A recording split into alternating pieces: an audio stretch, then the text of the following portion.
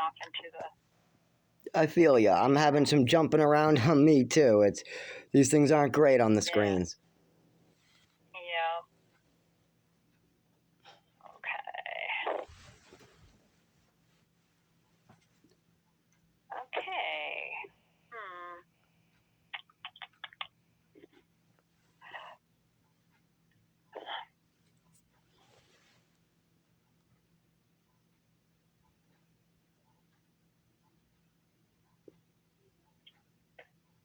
Okay. Take your time. He's not home at the minute. Pardon? I said, take your time. He's not even home at the moment. Okay. Let me. That's why I just can only get him a phone number and then have him call. You know, we can't give out personal information and all that. Right. Okay. Okay. This would be report adult abuse or neglect concerns, I feel like. From which state? Because I've called the local one and they're wicked inappropriate. Just New Hampshire in general. Hello? Yes, I'm here. Okay. I'll give you that phone number you can call. Thank you. Okay. And it is area code 603-271-7014. Say that again one more time. Sure. Area code 603. Got it. 271-7014. Okay, thank you. Okay. And they do, if you Google Department of Health and Human Services for New Hampshire, I would put New Hampshire DHH. Yeah, you'll get that actual. We brought him down there, and we swore with all his injuries and everything going on that they would help him.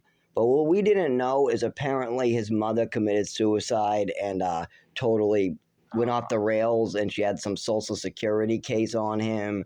And apparently they don't want to help him because of his disabilities. They want to treat him like a homeless mental person, even though all he's asking for is help with the physical stuff. So we've tried that and we get somewhat help, but usually it seems like they just leave him because he's not able to read, write. He's not able to really always move. He has no car, stuff like that. So we're trying to work together. We're all the same age, and we have an 83-year-old too.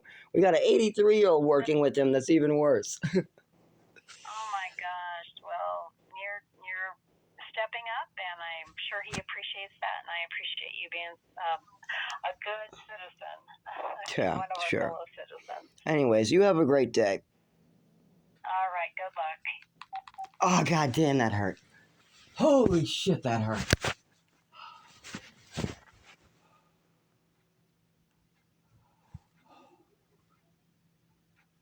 Trying to hold that fucking nervous system back for that long just to get a number, all to be sent back to the same place. These fuckers, I gotta go out of state.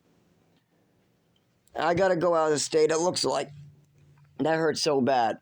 I was holding back the nervous system. I'm trying to just talk on the phone, and I'm trying to get a phone number. And they always lead me back to the same place. Meanwhile, it seems really weird, because when I have other houses call, we get different answers. Why is it my home phone and my name come up and we get acted differently? Same thing with David. And then we just have somebody else call for help, and all of a sudden they get a different total tone and work. And then we get on the phone, hi, yeah, we want help too over here.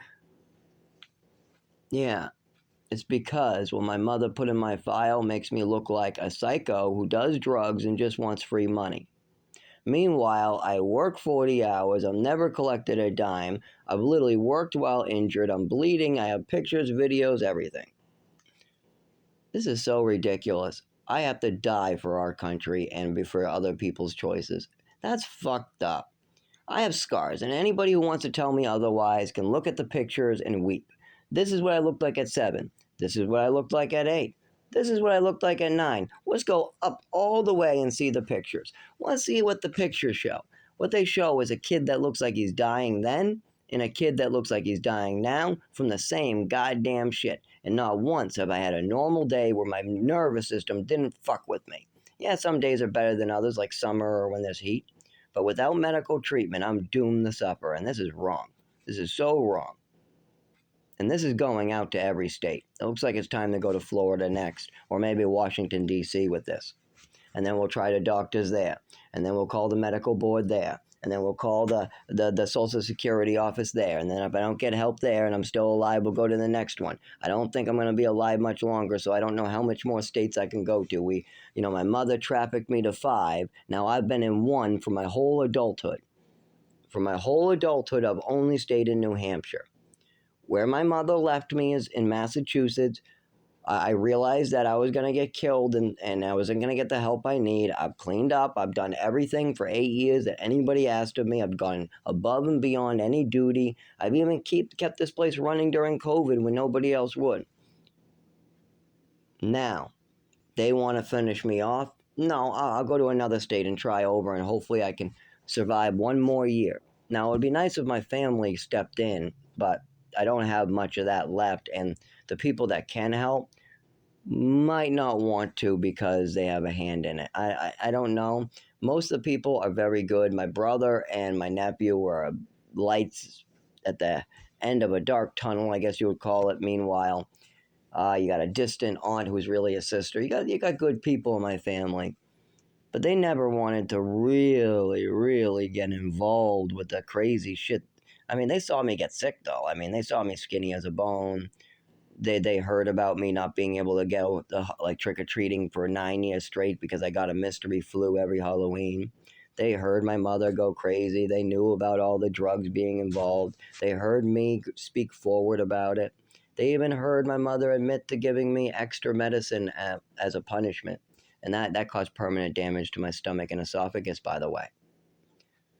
So, with all that going on, you would think I would get some medical care for it, right? Hey, yeah, he has acid reflux from over medication. But see, they don't want to write any of that down because then there's a problem in the industry. Then people have to do their job, so they try to cover it up. And that's what I'm getting a lot of. So it's time to bounce to another state, it looks like, or die, or ask for more help. I'm going to stay put until the very end, but this is going to break me one of these days. One of these days is going to break my mental health. I spent my whole life trying to help others and really adapting to what my mother did to me and using the tools and skills I learned in therapy and learning how to process abuse and neglect and all the awful things, and I do a good job. I had a man try to rape me 4 years ago after a seizure, and I'm able to help him. That's hard to do. That takes a strong mental man. Now, he didn't rape me. He absolutely didn't. But he is senile, he is crazy, he is a sex offender, and I was bleeding on the ground, so he lost it. He's 83 and nuts. He also brought people in when I was showering to go look at me one time. So this guy's completely nuts. But I'm able to mentally take this because I've had worse. I've had so much worse. I've had so much worse that I've moved on past. But now the doctors want to really bring it up over and over and over and over and over. Plus, they make me repeat it. Why can't you stand up?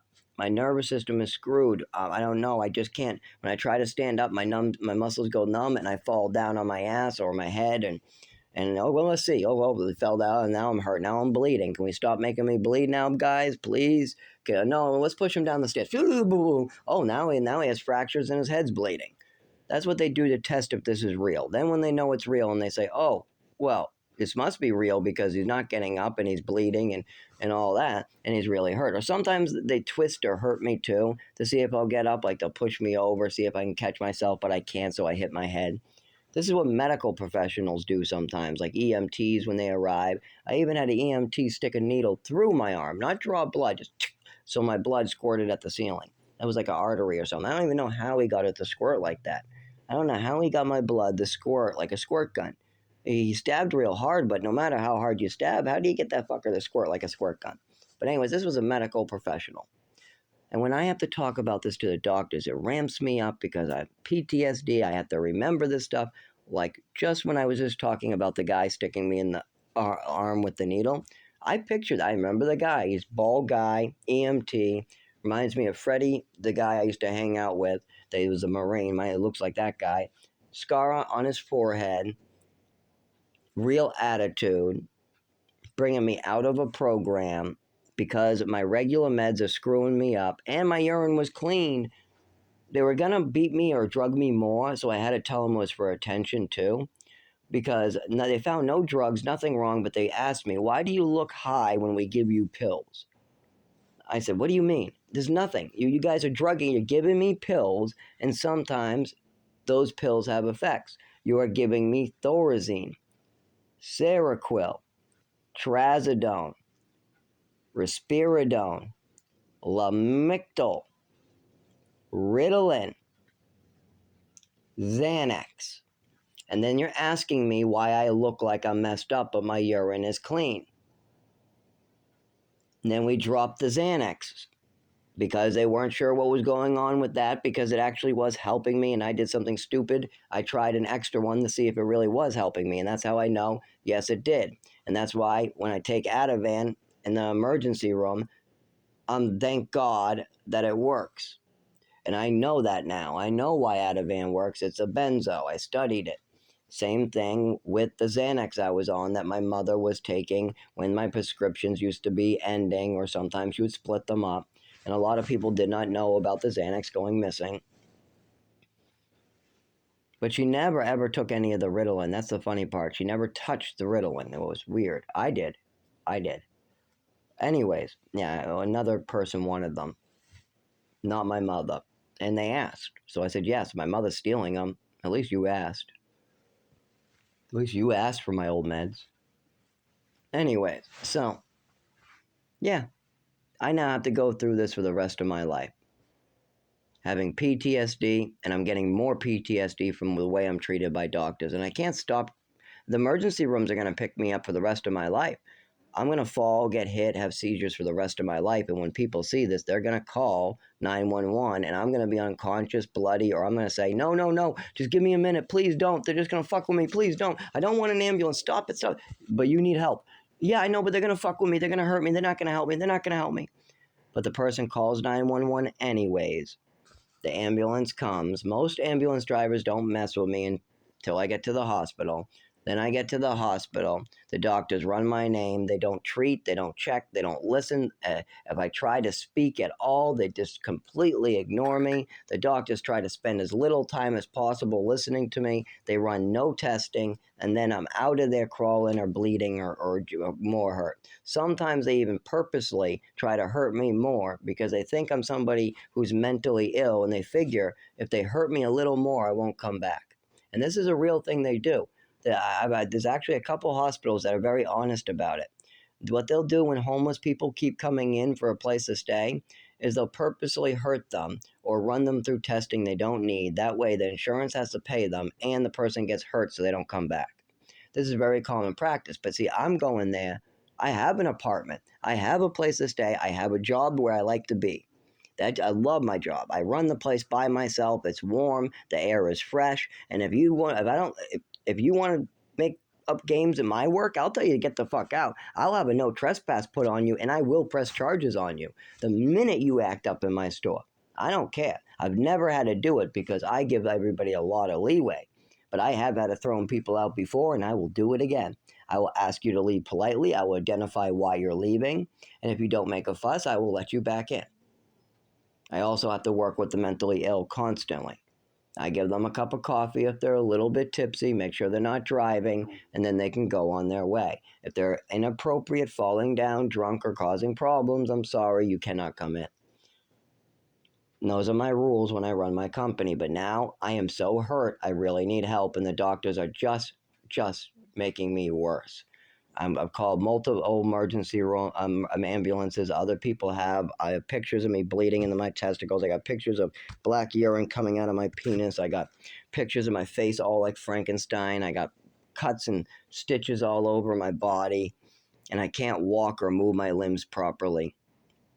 I can crawl or get like a minute of standing up, but then I just have to crawl back down or I fall to my ass. And sometimes they try to hold me up and they try to play with me and then they just throw me to the side too. Like I'll fall. I'll tell them, I only get about 1 minute, guys, but I'll try. So then I'll stand up and I'll start walking, and then I'll fall, and they'll try to hold me up to see if I catch my weight. And then when they realize I can't, or when they realize I'm shaking and about to seize, they just throw me to the side and just bash me onto the ground. Oops. And I'm so tired of this shit. I'm so tired of people tossing me around.